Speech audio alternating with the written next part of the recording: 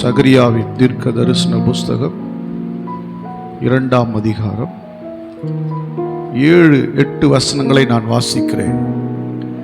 Babylon குமாரத்தினிடத்தில் குடியிருக்கிற சியோனே, உன்னை விடுவித்துக்கொள், பிற்பாடு மகிமை உண்டாகும் என்று சேனைகளின் கர்த்தர் சொல்லுகிறார். உங்களை கொள்ளையிட்ட ஜாதிகளிடத்திற்கு என்னை அனுப்பினார். உங்களை தொடுகிறவன் அவருடைய கண்மணியை தொடுகிறான். அல்லேலூயா. பாபிலோன் குமாரத்தினிடத்தில் குடியிருக்கிற சியோனே, உன்னை விடுவித்துக்கொள், பிற்பாடு மகிமை உண்டாகும் என்று கர்த்தர் சொல்லுகிறார். பாபிலோன் குமாரத்தினிடத்தில் குடியிருக்கிற சியோனே, உன்னை விடுவித்துக்கொள், பிற்பாடு மகிமை உண்டாகும் என்று கர்த்தர் சொல்லுகிறார். கர்த்தர் கொடுத்த இந்த வார்த்தைக்காக கரங்களை உயர்த்தி அல்லது கரங்களை தட்டி ஸ்தோத்திரம் பண்ணலாமா? ஸ்தோத்திரம், ஸ்தோத்திரம், ஸ்தோத்திரம், ஸ்தோத்திரம், ஸ்தோத்திரம், ஸ்தோத்திரம், ஸ்தோத்திரம். உட்காருவோம்.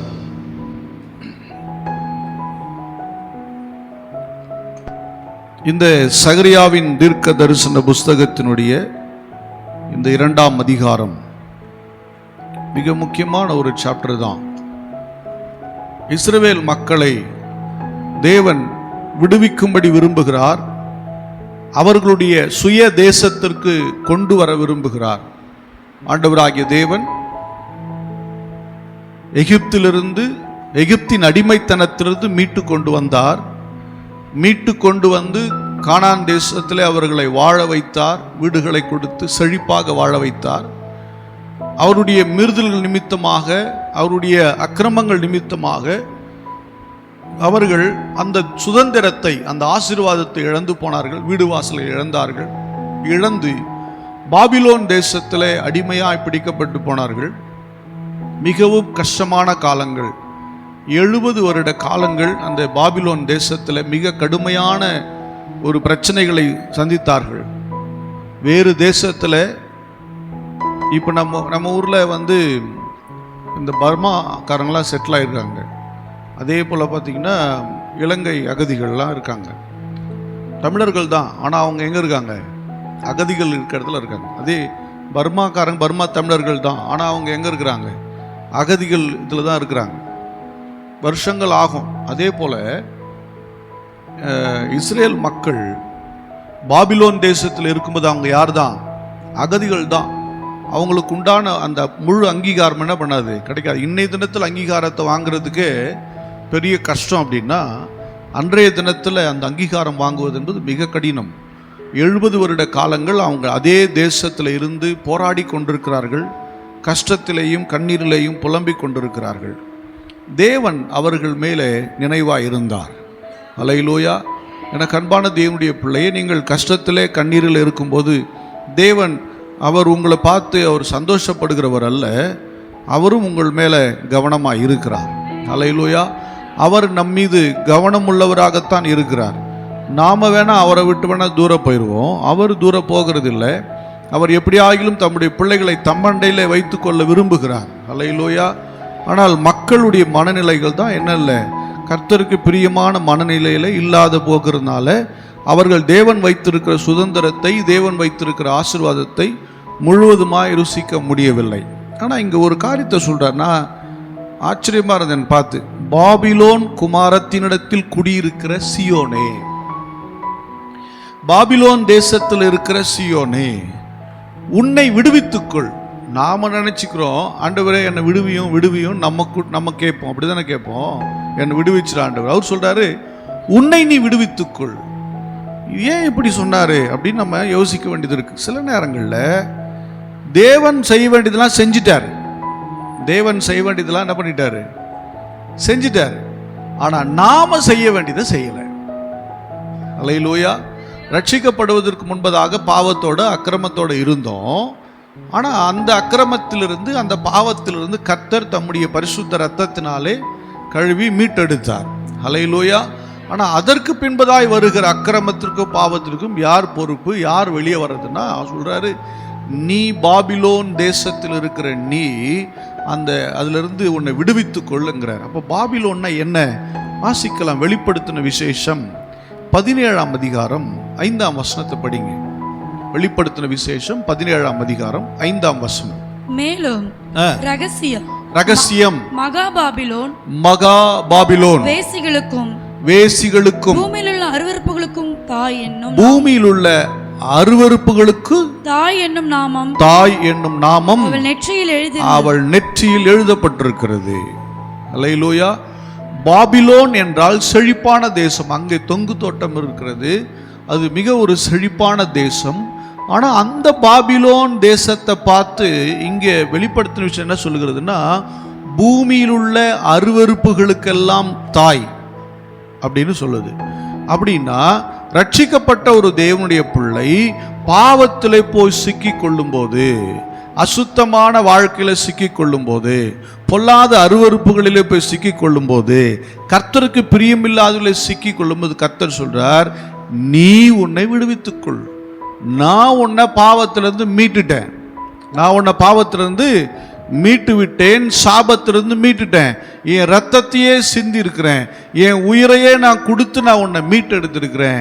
இப்போ நான் உன்னை சிக்க வைக்கல, நான் உன்னை மீட்டு தான் வச்சிருக்கிறேன். நீ தான் பாபிலோன்ல போய் உட்கார்ந்துருக்கிற. அல்லேலூயா. தேவன் கொடுத்த ரட்சிப்பை மறந்து, தேவன் கொடுத்த பரிசுத்தத்தை மறந்து, தேவன் கொடுத்த சுதந்திரத்தை மறந்து, தேவன் கொடுத்த ஆசீர்வாதத்தை எல்லாம் விட்டு மீண்டும் உலகத்தை நோக்கி ஒரு பிரயாணத்தை செய்து கொண்டிருக்கிறார்கள். வருகிறது சபைதான். எண்ணங்கள் எல்லாம் உலகத்தின் மேல போயிடுச்சு. நல்ல கவனிங்க. பணம் வேணும், வீடு வாசல் வேணும், ஆஸ்தி வேணும், உயர்வு வேணும், கனம் வேணும். ஆனால் அது நிரந்தரமானது இல்லை. அல்லேலூயா. அது நிரந்தரமானது கிடையாது. வசனம் ரொம்ப தெளிவாக சொல்லுகிறது, ஐஸ்வர்யவான் ஆகும்படி பிரயாசப்படாத. நீதிமொழி ரொம்ப தெளிவாக சொல்றார். அல்லேலூயா. தேவன் நம்மை ஆசீர்வதிக்கிற ஒரு காலம் இருக்கிறது. தேவன் நம்மை உயர்த்துகிற காலம் இருக்கிறது. உலக நாட்டம், நம்ம கடந்த வாரம் பார்த்து பாருங்க, லௌகீக இச்சைகளுக்குள்ள போய் நாம சிக்கிட்டோம்னு சொன்னா திரும்ப மீண்டு என்ன பண்ண முடியாது, வருவது மிக கடினம். இந்த இஸ்ரவேல் மக்கள் எல்லாம் இருந்தபடினாலே அவங்களுக்கு எந்த குறையும் கிடையாது. வீடு கொடுத்துட்டாரு, தோட்டத்தோரம் எல்லாம் கொடுத்துட்டாரு, நல்லா இருக்காங்க. ஆனால் அவனுடைய சுபாவங்கள், அவன் அருவருப்பான வாழ்க்கையை நோக்கி போயிட்டான். எல்லாமே நமக்கு நிறைய மக்களுக்கு பார்த்தீங்கன்னா எல்லாமே இருந்துச்சுன்னா அவங்க இஷ்டப்படி வாழணும் ஆசைப்படுவாங்க. எங்களுக்கு நாங்கள் குறை இருக்குது, நாங்கள் நல்லா தானே இருக்கோம், எங்களுக்கு என்ன பிரச்சனை இருக்குது, நாங்கள் கடவுளை தேடணுமா, நாங்கள் ஆராதனைக்கு வரணுமா, நான் நல்லா இருக்கேன்,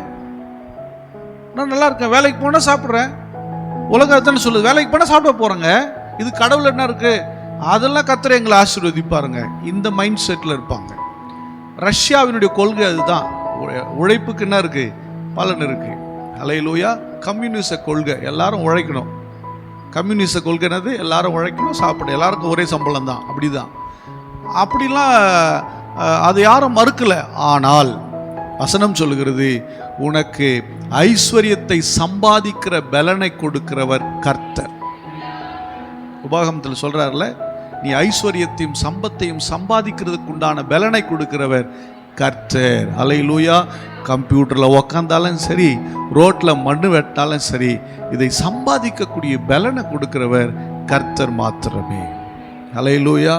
அவர் மட்டும் எங்கேயோ ஒரு பீஸை பிடிங்கிட்டாருன்னு வச்சுக்கோமே, மூஞ்சி கிஞ்செல்லாம் திரும்பி போயிடுது. திடீர்னு பார்த்தா கண்ணு தெரியாமல் போயிடுது, திடீர்னு பார்த்தா கால் இழுத்துக்கு, திடீர்னு பார்த்தா வாய் பேச முடியாமல் போகுது. ஆனால் தேவன் ஒன்றும் இல்லாதவர்களையும் உருவாக்கி நிறுத்த முடியும். அல்லேலூயா. ஆமாம், அவர் இரக்கம் பாராட்டினா தான் எதுவுமே நடக்கும். அல்லேலூயா. ஆமாம், எத்தனையோ பேர் அவங்க என்ன சொல்கிறது, எவ்வளவு செல்வாக்கு இருந்தோ அவங்க ஆரோக்கியத்தை மீட்டெடுக்க முடியல, அவங்க பிரச்சனையை தீர்க்க முடியல. பணம் நிறைய கிடக்குதுங்க, நிறைய இன்ஃப்ளூயன்ஸ் இருக்குது, நிறைய அதிகாரத்தை செலவு பண்ணக்கூடிய இன்ஃப்ளூயன்ஸ் இருக்குது. பட் என்ன பண்ண முடியல, வாழ்க்கையில் சில மாற்றங்களை கொண்டு வர முடியவில்லை. எனக்கு அன்பானவர்களை, இஸ்ரேல் மக்களுக்கு எல்லாம் இருந்த போதிலும் அவர்கள் பாபிலோனுக்குள்ளே சிக்கி கொண்டிருந்தார்கள். ரொம்ப நேரம் குறைவர ரொம்ப ஷார்ட்டாக போகிறேன். இந்த பாபிலோனுக்குள்ளிருந்து உங்களை நீங்கள் விடுவித்து கொள்ளும் போது தேவன் உங்களுக்கு வைத்ததை கர்த்தர் தருவார். அல்லேலூயா. உங்களுக்கு வச்சது கிடைக்கும், உங்களுக்கு உண்டானது கிடைச்சிடும். ஆனால் நம்ம எங்கே இருந்துக்கிட்டால் பாபிலோனுக்குள்ளேயே இருக்கிறோம். பாபிலோனுக்குள்ள இப்போ நீங்க சபைக்குள்ள இங்க இருக்கிறீங்க, சபைக்குள்ள ஒன்று கெட்ட வார்த்தை பேசிங்க திட்டுவீங்களா? மாத்தி மாத்தி திட்ட மாட்டீங்க. சண்டை அடிச்சு மாளுவீங்களா? உள்ள உருளுவீங்களா? செய்ய மாட்டீங்க. ஏன்? இது சபை. கரெக்ட் தானே? கரெக்ட் தானே? இங்க போய் சொல்லுவீங்களா? சிலர் போய் சொல்லுவாங்க. ஏன்னா அது தெரியாதுல்ல. தெரிகிற மாதிரி என்ன பண்ண மாட்டாங்க, செய்ய மாட்டாங்க. உள்ள இருந்துனே போய் சொல்லுவாங்க, தைரியமா போய் சொல்றாங்க. அப்படிப்பட்ட ஆளா இருக்கிறாங்க. புரியுதுங்களா? அப்போ நமக்கு ஒன்று புரிஞ்சுக்கணும். வெளியரங்கமா சில காரியங்கள் நமக்கு தெரியுது, சில வெளியரங்கமா தெரியல. அப்ப இஸ்ரேல் மக்கள் பாபிலோன்ல போயிட்டாங்கன்னா, அதாவது சபையை விட்டு வெளியே போகும்போது, அது வேலை செய்யற இடமோ இல்லை ஃபேமிலி விஷயமோ ஏதோ ஒன்று, அங்க போனா தாறு மாறா பேசுவாங்க. இப்படி பண்ணுவாங்க, இஷ்டத்துக்கு பேசுவாங்க, இஷ்டப்படி நடப்பாங்க, மனசுக்கு பிடிச்சதெல்லாம். அப்போ அங்க வேதம் தேவன் அப்படிங்கிறது மறந்துடும். தேவனுக்கு பிடித்தது, தேவனுக்கு பிரியம் இல்லாதது, வேதம் போதித்தது, வேதம் சொல்லுகிறது, வேதம் சொல்லாதது அப்படின்னு இருக்குல்ல. இது அங்க என்ன பண்ண மாட்டாங்க, அங்க கிடையாது. ஏன் அப்படின்னா அவங்க எங்க போயிட்டாங்க, வெளியே இருக்கிறாங்க. அப்போ தைரியம் வருது. நான் சொல்றேன், இங்க எப்படி இருக்க பாக்குறீங்களோ இதே போலதான் உங்க வாழ்க்கை இருக்கணும். இதே மாதிரி நீங்க அமைதியா இருந்தா உங்க வீட்டுல சண்டை வரும்ன்றீங்க. வருமா? இதே மாதிரி சொல்றதெல்லாம் கேட்டு சரி சரின்னு சொன்னா வருமா பிரச்சனை? வராது. ஆனா இருக்கிறோமா? அப்படி இருக்க முடியுதா? இருக்கவே முடியாது. நிறைய பிரச்சனைகளுக்கு காரணம் யார் தெரியுமா? பிசாசு கிடையாது, நம்ம தான் காரணமே. நிறைய குழப்பத்தை விட்டுட்டு நிறைய குழப்பத்தை உருவாக்குறதுக்கு காரணமே நம்ம தாங்க. அவர்லாம் அப்படி விடவே மாட்டாருங்க. அல்லேலூயா. அவர் ரொம்ப தெளிவாக சொல்லிட்டாரு யோசுவா பார்த்து, நீ வெற்றி பெறணும்னா உன் வாயை விட்டு இந்த நியாயப்பிரமாண புஸ்தகம் பிரியாது இருக்கட்டும். யோசுவா 1:8 சொல்றார், இது பிரியாம இருக்கட்டும், இதை நீ தியானம் பண்ணிட்டே இரு, இதையே நீ பேசிக்கிட்டே இருன்றார். அப்படின்னா என்ன சொல்ல வர்றாருன்னா, நீ ஒவ்வொரு காரியத்தை செய்யும் போதும் பேசும்போதும் நான் என்ன சொல்லியிருக்கேன்னு பார்த்துக்க, நான் என்ன சொல்லியிருக்கேன்னு சொல்லு, பேசு, அதை நீ உன் வாழ்க்கையில் அப்ளை பண்ணுன்னு சொல்ல வர்றார். ஆனால் மக்கள் என்ன பண்ணுறல, அந்த நினைவுக்கு வராத போது பாபிலோன் என்கிற மகா அருவருப்புக்குள்ளே, வேசித்தனமான எண்ணங்களுக்குள்ளே போய் சிக்கி கொள்ளுகிறார்கள். அங்கே அவர்கள் செழிப்பா இருக்கிற மாதிரி தெரிகிறது. ஆனால் அவங்க வாழ்க்கையில் அடிமைத்தனம் நீங்கவில்லை, அவங்க வாழ்க்கையில் இருக்கிற பிரச்சனை நீங்கவில்லை. இன்னைக்கு நமக்கு செழிப்பு தான் தேவை, அப்படித்தானே? செழிப்பு தான் வேணும். ஊழியத்துக்கு வரும்போது இன்னைக்கு இந்த ட்ரெஸ்லாம் போடுறோம்ல, அன்றைக்கெலாம் போட முடியாது, ஜிப்பா தான். நான் அதெல்லாம் ரெடி ஆகிட்டு தான் ஊழியத்துக்கே வந்தேன். நான் ஊழியத்துக்கு வரும்போது பார்த்தீங்கன்னா எல்லாம் மாறி போச்சு. அல்லேலூயா. ஜிப்பா தான், ஒட்ட முடி வெட்டணும், மீசை எடுத்துக்கணும், இல்லை தாடி வச்சுக்கணும், ஏதோ ஒன்று பண்ணணும்னு வச்சுக்கலேன், எல்லாம் மாறி போச்சு. ஏன்னா நான் எப்படி ஊழியத்துக்கு வரணும்னு ஆசை, இன்னைக்கு ஊழியத்துக்கு வரணும், ஊழியத்துக்கு வந்துடுறேன், வந்தால் நிறைய பேர் அக்கானிக்கு கொடுப்பாங்க. அதெல்லாம் கிடையாது. இன்னைக்கு இங்கே நிற்கிறேன்னா ஒருத்தரும் கொடுக்கலனாலும் கர்த்தரை தான் பார்த்து நிற்பேன். புரியுதா? வீடு வீடு வீடு வீடு அலைய மாட்டேன், வாயை பொழுது நிற்க மாட்டேன். புரியுதா உங்களுக்கு சொல்றது? அதுதான் தேவனோடு இருக்கிற அனுபவம். அல்லேலூயா. இன்னைக்கு இல்லை, நான் சொல்றதுன்னா எழுதியோன்னு வச்சுக்க, எந்த காலகட்டத்திலையும் வாய்ப்புகள் இருக்குது, வாய்ப்புகள் இல்லாமல் போனாலும் சரி. அப்படிதான் இந்த ஊர் வரும்போது, இந்த ஊரில் ஊழி ஆரம்பிச்சா நல்லா இருக்கு, நான் வந்துருப்பேன். நாங்கள் யோசிச்சு பாருங்க, என்ன பாபரேஜ் பிரதர், எப்படி இருந்துச்சு? ஊராவா இருந்தது? எங்க பார்த்தாலும் டென்ட்டு தான். நம்பிக்கையே இருக்காது. இது ஒரு ஊராகன்னு நம்பிக்கையே கிடையாது.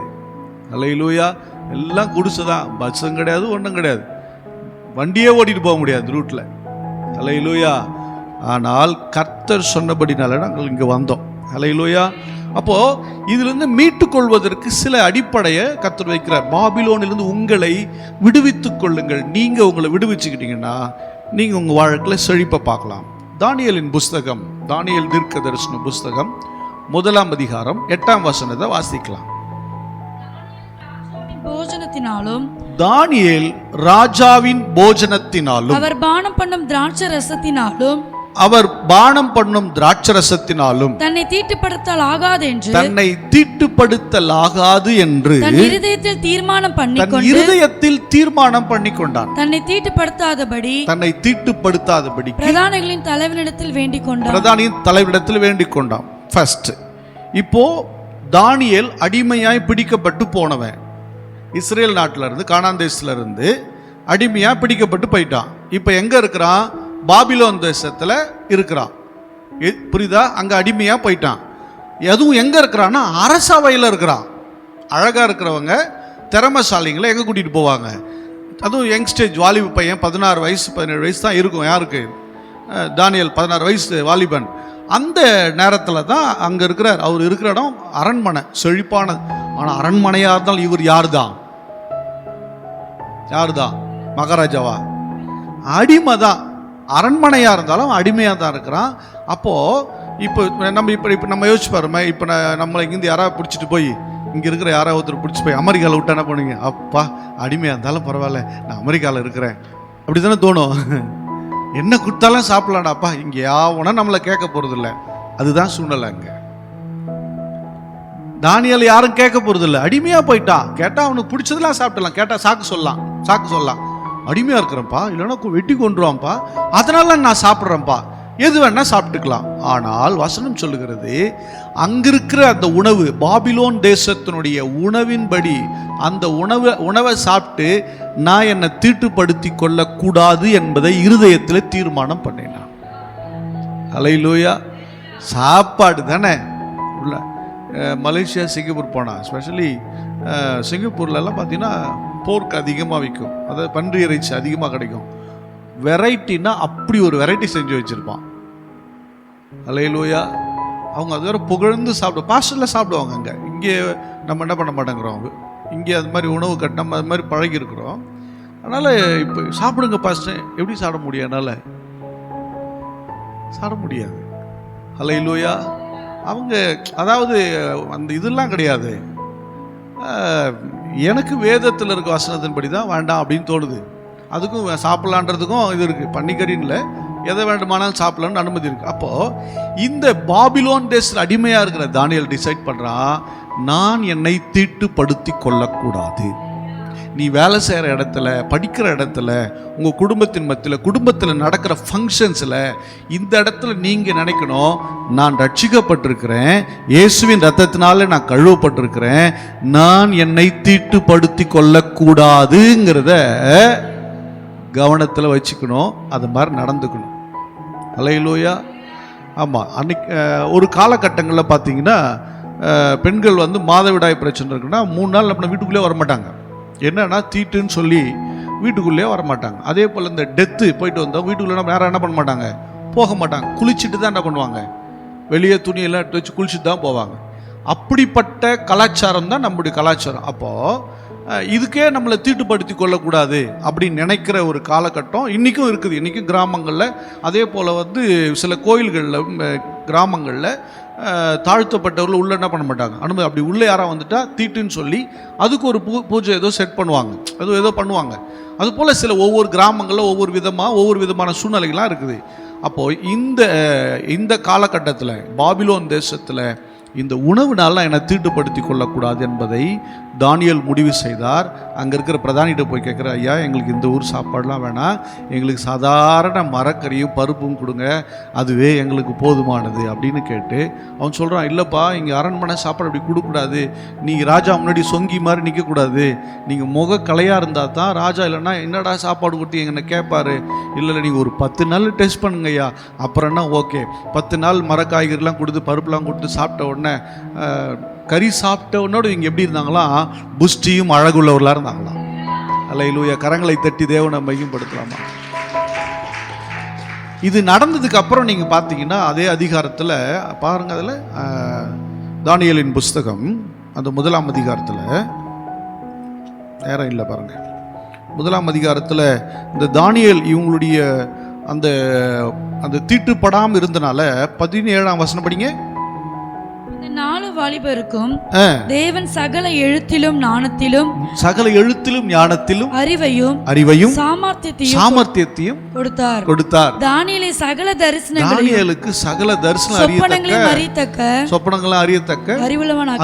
பாருங்க, அவன் தீட்டுப்படுத்தாம தன்னை பாதுகாத்துக்கிட்டதுனால தானியேல் தான் தைரியமா போய் கேட்கிறான். ஏன்னா வெட்டி போட்டுருவானுங்க, அப்படித்தானே? இரக்கமே இல்லாதவர்கள், பாபிலோனிய அரசன் இரக்கமே இல்லாதவன், தைரியமாக போய் கேட்குறான். போடான்ட்டு போய் கேட்குறான். அதனால் கர்த்தர் அவன் மேலே ஒரு அபிஷேகத்தை வச்சாரு. தீர்க்க தரிசன ஆவியை கர்த்தர் வச்சிட்டார். அல்லேலூயா, அல்லேலூயா. நான் சொல்றேன், தீட்டுப்படாம இருக்கிறதுக்கு நீ ஆளா நின்னா, உன்னுடைய பரிசுத்தத்தை பாதுகாத்து கொள்ளும்படி ஆளா நின்னீங்கன்னா, கர்த்தர் உங்க மேல விசேஷித்த கிருபைகளையும் வரங்களையும் கர்த்தர் உங்க மேல வைப்பார். நீங்க தான் அதுல இருக்கணும். மற்ற கூட இருந்த அந்த வாலிபர்கள் என்ன பண்ணிட்டாரு ஆண்டவர்? சில சாமர்த்தியத்தை அறிவெல்லாம் கொடுத்து, ஆனால் இவனை ஸ்பெஷலாக வச்சார் பாருங்க.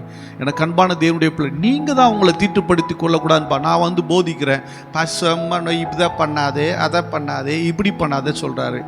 அது எனக்காக நீங்கள் என்ன செய்கிறீங்க? நீங்கள் உங்களை தீட்டுப்படுத்தி கொள்ளக்கூடாதுன்னு நினச்சிக்கோங்க. சில பேர் சும்மா பந்தாக்குனால அவங்க இதை செய்ய மாட்டோம், அதை செய்ய மாட்டோம், அப்படியே ஒரு சீன் கிரியேட் பண்ணுவாங்க. அப்படி இல்லை, மனசார, எப்படி மனசார என் தேவனுடைய நாமத்தை என்ன பண்ணக்கூடாது, அசிங்கப்படுத்திடக்கூடாது, நான் தீட்டுப்பட்டு விடக்கூடாது, மனசார நீங்க செய்யுங்க, கர்த்தர் அதை கொடுப்பார். அல்லேலூயா. அந்த துடிப்பு இருந்துகிட்டே இருக்கணும். அதுதான் மிக அவசியம். அப்போ ஒன்று, தீட்டுப்படாத வாழ்க்கை. 2 தானியேல் 2ஆம் அதிகாரம் 17ஆம் வசனம் வாசிங்க. 2:17.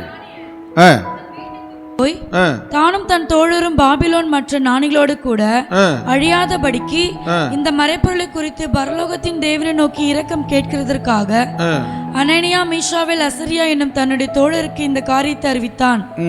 பின்பு ராக்காலத்தில் தரிசனத்திலே தானியேலுக்கு மறைப்பொருள் வெளிப்படுத்தப்பட்டது. போதும். இப்ப கவனிச்சிங்களா? இங்க பாத்தீங்கன்னா ராஜாவுக்கு ஒரு சொப்பனம் வருது. அந்த சொப்பனத்துக்கு பதில் தெரியல. உடனே அங்க இருக்கிற மந்திரவாதிலாம் கூப்பிட்டு, எல்லாம் சாஸ்திரி ஞானிலாம் கூப்பிட்டு, அவங்களெல்லாம் கூப்பிட்டு கேட்குறாரு. யாருக்குமே தெரில. உடனே ராஜா சொல்லிட்டார், எல்லாம் திருட்டு பசங்க எல்லாம் வெட்டி போடுறான்ட்டார்.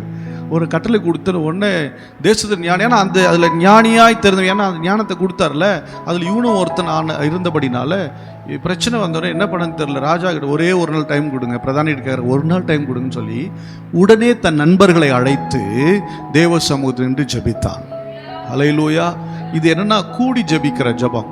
கூடி கதை பேசுறது இல்லை, கூடி ஊர் கதை பேசுறது இல்லை, கூடி ஜெபிக்கிற அனுபவம். நண்பர்களாக கூடி, இது மாதிரி பிரச்சனை வந்துருச்சு, எல்லாரும் நிறைய பேர் கொலை செய்ய போறானே அரசன் அப்படின்னு சொல்லி கூடி, நண்பர்களாய் கூடி பரலோகத்தின் தேவனை நோக்கி விண்ணப்பம் பண்ணினார்கள். கர்த்தர் அந்த சொப்பனத்தையும் அதன் அர்த்தத்தையும் கர்த்தர் வெளிப்படுத்தினார். அல்லேலூயா. அதே அதிகாரத்தில் 47-48 படிங்க. தானியேலை நோக்கி, நீ இந்த மறைப்பொருளை வெளிப்படுத்தினபடியினால் மெய்யாய் உங்கள் தேவனே தேவர்களுக்கு தேவனும், தேவன் நாம உயர்ந்துச்சா, உங்கள் தேவனே தேவன் என்றும் ராஜாக்களுக்கு ஆண்டவரும் மறைப்பொருள்களை வெளிப்படுத்துவருமாய் இருக்கிறார் என்றான். பின்பு ராஜா தானியேலை பெரியவனாக்கி அவனுக்கு அநேகம் சிறந்த வெகுமதிகளை கொடுத்து அவனை பாபிலோன் மாகாணம் முழுதுக்கும் அதிபதியாகவும் பாபிலோனில் உள்ள சகல ஞானிகளின் மேலும் பிரதான அதிகாரியாகவும் நியமித்தான். அதே போல அவங்க நண்பர்களுக்கும் சில பொறுப்புகளை கொடுத்தார் என்று சொல்லி பார்க்க முடியுது. அல்லேலூயா. இப்போ கவனிச்சு பாருங்க, ஒரு மனுஷன் தீட்டுப்படாம தன்னை பாதுகாத்து கொள்ள முயற்சிக்கும் போது, தேவ சமூகத்தில் கூடி நின்று நண்பர்களாய் கர்த்தருடைய சமூகத்தில் நிற்கும்போது கர்த்தர் அவனுக்கு வெளிப்படுத்துறாரு. எந்த தேசத்தில், எந்த பாபிலோன் தேசத்தில் அடிமையாக இருக்கிறானோ கர்த்தர் அதே தேசத்தில் ஒரு அதிகாரியாக கர்த்தர் நிறுத்துறார். அல்லேலூயா. இப்போ அவன் மேலே போடப்பட்ட சங்கிலி, அடிமையின் சங்கிலி உடைக்கப்பட்டு கொண்டிருக்கிறது. அல்லேலூயா. நீ தீட்டுப்படாம உன்னை பாதுகாத்து கொள்ளும் போது, நீ தினமும் ஜெபிக்க ஆரம்பிக்கும் போது, நண்பர்களோடு திருச்சபையில கூடி ஜெபிக்கிற நேரங்களில், உபவாச கூட்டங்களை நீங்க கூடி ஜெபிக்கும் போது கர்த்தர் உங்கள் மேல இருக்கிற கட்டுகளை உடைக்க ஆரம்பிக்கிறார். அல்லேலூயா. நாங்க கூட மாட்டோம், நாங்க தனியாவே இருப்போம், அப்படிலாம் இல்லை. கூடி, அதுக்கு கூடி கதை பேசுறதுக்கு எந்த காலத்தையும் கூடாதீங்க, அது உங்களுக்கு ஆபத்தில் போய் முடியும். 2வது, நண்பர்களோடு கூடி ஜெபித்தல். 3வது, தானியேல் 3ஆம் அதிகாரம் 12ஆம் வசனம் வாசிக்கலாம். பாபிலோன் மாகாணத்தின் காரியங்களை விசாரிக்கும்படி நீர் ஏற்படுத்தின ஷாத்ராக், மேஷாக், ஆபத்நேகோ என்னும் யூதரான மனுஷர் இருக்கிறார்களே, அவர்கள் ராஜாவாகி உம்மை மதிக்கவில்லை, அவர்கள் உம்முடைய தேவர்களுக்கு ஆராதனை செய்யாமலும் நீர் நிறுத்தின பொற்சிலை பணிந்து கொள்ளாமலும் இருக்கிறார்கள் என்றார்கள். போதும். ராஜா ஒரு சிலையை உருவாக்கி அதில் எல்லாரும் பணிந்து கொள்ளணும், எல்லா தேசத்தில் அத்தனை பேரும் பணிந்து கொள்ள சொன்ன போது யாரு ஒத்துக்கல? அதை சாத்ராக், மேஷாக், ஆபத்நேகோ ஒத்துக்கல. அப்போ என்னன்னா, அவங்களுக்கு ஒரு எல்லாருக்குமே எவ்வளோ யூதருக்கு வந்திருப்பாங்க, அப்போ அவங்களாம் விழுந்திருக்காங்கன்னு நினைக்கிறேன். அப்படி தானே? இவங்க 3 பேர் மட்டும் பர்டிகுலராக சொல்லும்போது யோசிச்சு பாருங்கள், எவ்வளோ ஒரு கஷ்டமான விஷயந்தான் இல்லை? ராஜாவை எதிர்த்து நிற்கிறதுக்கு ஒரு பக்தி வைராக்கியம் வேணும். அல்லேலூயா. சொல்கிறாரு, அந்த ஸ்டேட்மெண்ட் ரொம்ப முக்கியம். சாத்ராக் மேஷாக் ஆபேத்நகோ என்பவர்கள் ராஜாவை நோக்கி, நேபுகாத் நேச்சாரே, இந்த காரியத்தை குறித்து உமக்கு உத்தரவு சொல்ல எங்களுக்கு அவசியமில்லை. நாங்கள் ஆராதிக்கிற தேவன் எங்களை தப்புவிக்க வல்லவராயிருக்கிறார். அவர் எரிகிற அக்கினி சூளைக்கும் ராஜாவாக உம்முடைய கைக்கும் நீங்களாக்கி விடுவிப்பார். இது ஓகே. ரெண்டாவது, விடுவிக்காமற் போனாலும் நாங்கள் உம்முடைய தேவர்களுக்கு ஆராதனை செய்வதும் இல்லை, நீர் நிறுத்தின பொற்சிலையை பணிந்து கொள்வதும் இல்லை என்கிறது ராஜாவாகிய உமக்கு தெரிந்திருக்க கடவது. இந்த ஸ்டேட்மெண்ட் ரொம்ப முக்கியம். அப்படின்னா என்ன? எனக்கு கர்த்தர் விடுவிக்கிறாரு, விடுவிக்காம போறாரு, ஆனா நீ நிறுத்தின பொற்சிலையை நான் பணிந்து கொள்ள முடியாது, பரவாயில்லன்ட்டான். அல்லேலூயா. இந்த பக்தி வைரத்தை தேவன் எதிர்பார்க்கிறார். சிலருக்கு சொத்து வருதுன்னா என்ன பண்ணிடுவான்? எல்லாம் நான் என்ன பண்ண, சும்மா தலையாட்டிட்டு வந்துடுறேங்க, சரி ஆட்டிட்டு வாங்க, நாங்களே நினச்சிட்டு போய் எக்கடா போ, நான் உங்களுக்கு சொல்லி தான் கொடுக்க முடியும். நீ தலையாற்றி ஆடல உங்கள்கிட்ட தான் இருக்குது. உன் பக்தி வைராக்கியத்திற்குத்தான் அங்கே என்ன இருக்குது? பலன் இருக்குது. உங்க பக்தி வைராக்கியத்துக்கு தான் பலன் இருக்குது. நான் சொல்லி கொடுத்த, நான் பாஸ் சொன்ன மாதிரி நீ எனக்காக என்ன செய்ய போற? நீ தேவனை எவ்வளவு நேசிக்கிற, தேவனை எவ்வளவாய் விசுவாசத்தோடு பிடிச்சிருக்கீங்கிறத உங்களுடைய பக்தி வைராக்கியம் சொல்லிவிடும்.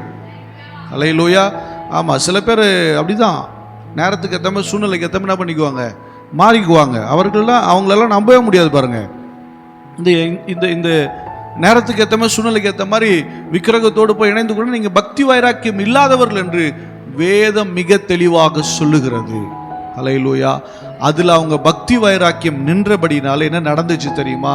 வாசிக்கலாமா? தானியேலின் புஸ்தகம் வாசிங்க. தானியேல் 3ஆம் அதிகாரமா 6ஆம் அதிகாரம் 3ஆம் அதிகாரம். அதில் பார்த்தீங்கன்னா 25ஆம் வசனம் படிங்க.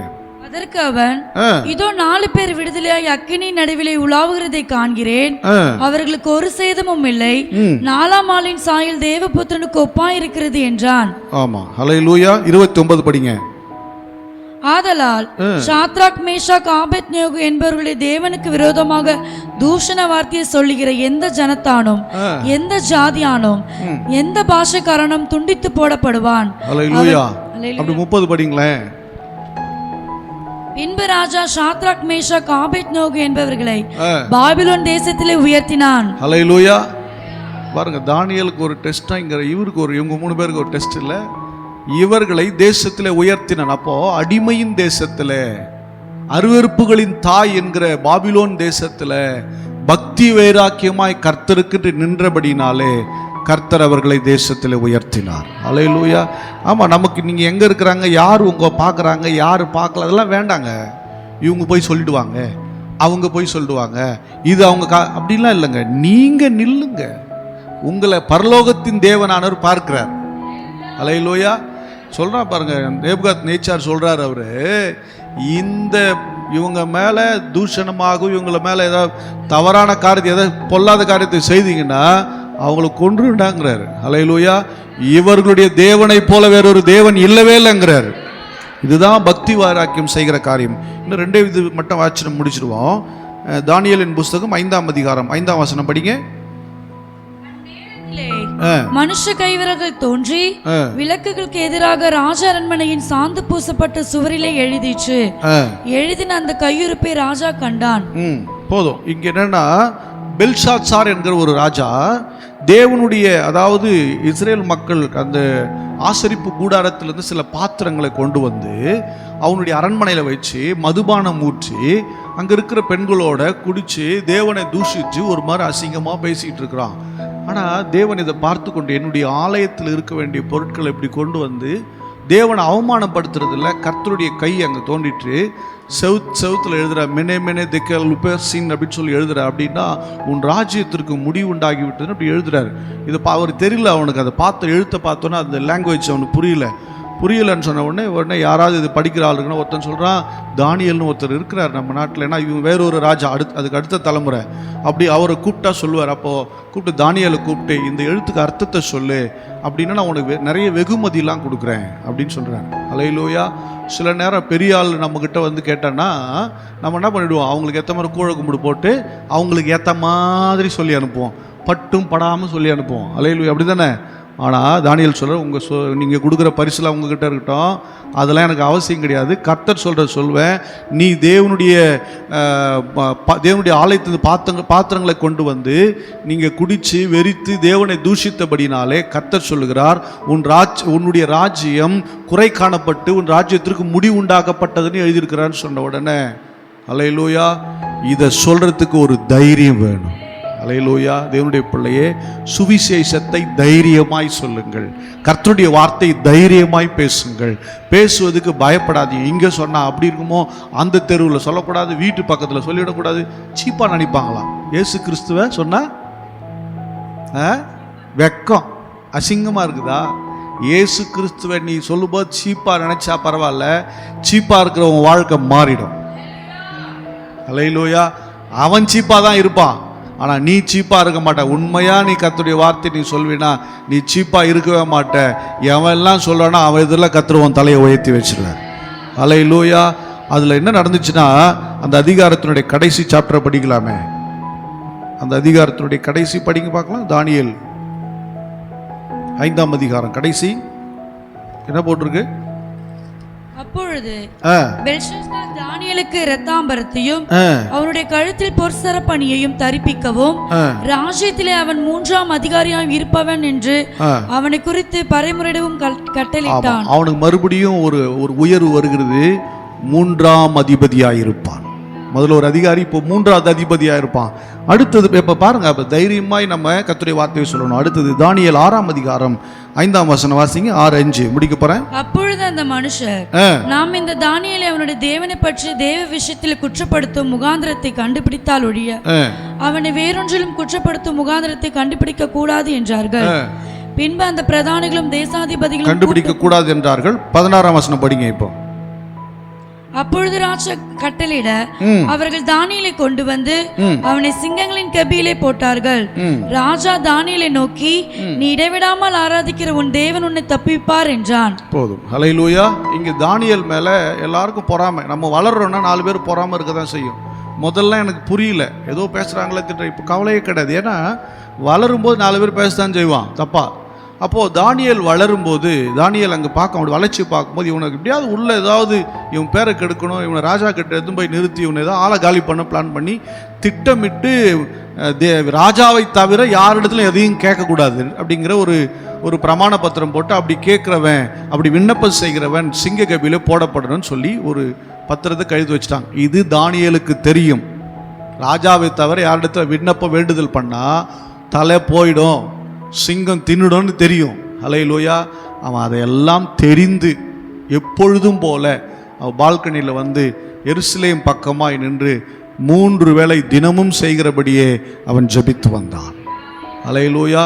இதை பார்த்தவர்கள் அவன் மேலே பழி சாட்டி, இவர் இது மாதிரி தானியேல் விண்ணப்பம் பண்ணுறாரு, அவரை சிங்க கபில போடுங்க அப்படின்னு சொன்னாங்க. சிங்க கபில போட்டால் கர்த்தர் தம்முடைய தூதனை அனுப்பி கர்த்தர் சிங்கங்களின் வாய்களை கட்டி போட்டார். ஹல்லேலூயா. ஹல்லேலூயா.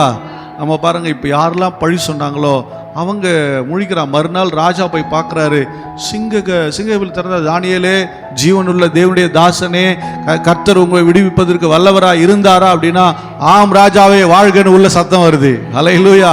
இப்படி பார்த்தோன்னா ராஜாவுக்கு ஆச்சரியம். யாரெல்லாம் இதுக்கு சதிக்குதான் அவனத்துக்கு உள்ளே போடுறான்னா போட்ட ஸ்பாட்டில் அத்தனை பேரையும் தின்னு எலும்பெல்லாம் மென்று போட்டுருச்சுன்னு சொல்லுது வாசனம். ஹல்லேலூயா. எனக்கு அன்பானவர்களே, இடைவிடாமல் நீங்கள் ஜெபிக்கும் போது, உங்கள் ஜெபத்தை விடாமல் ஜெபிக்கும் போது, எந்த தேசத்தில் நீங்கள் அடிமையாக இருக்கிறீங்களோ, எந்த பாபிலோன் தேசம் நீங்கள் அடிமையாக இருக்கிறீங்களோ, கர்த்தர் உங்களை விடுதலை ஆக்குவதல்ல, நீங்களே உங்களை விடுவித்துக் கொள்ளுகிறீர்கள். உங்கள் பிரச்சனையிலிருந்து நீங்களே வெளியே வரீங்க, உங்கள் போராட்டத்தில் நீங்களே வெளியே வரீங்க. யாரும் உங்களுக்கு தேவையில்லை. ஆமாம். பிற்பாடு மகிமை உண்டாகும். எப்போ? பாபிலோனில் வாசமாயிருக்கிற சியோனே, உன்னை நீ விடுவித்துக்கொள், பிற்பாடு மகிமை உண்டாகும் என்று கர்த்தர் சொல்லுகிறார். நீ உன்னை விடுவிப்பதற்கு கர்த்தருடைய சமூகத்தில் தீட்டுப்படாத வாழ்க்கை வாழுங்கள். 2வது நண்பர்களோடு கூடி ஜெபியுங்கள். 3வது பக்தி வைராக்கியமாய் வாழுங்கள். 4வது கர்த்தருடைய வார்த்தையை தைரியமாய் பேசுங்கள், தைரியமாய் கடைபிடியுங்கள்.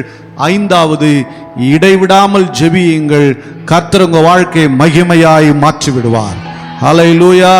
ஹல்லேலூயா. கர்த்தர் உங்களை ரொம்ப மிக அழகா மாத்திரும். அந்த 6ஆம் அதிகாரத்தினுடைய கடைசி வசனத்தை படிக்கலாமா? படிச்சுட்டு நம்ம அப்படி எழுந்து நிற்கலாம். தரியுவின் ராஜ்யபார காலத்திலும் பெர்சியனாகிய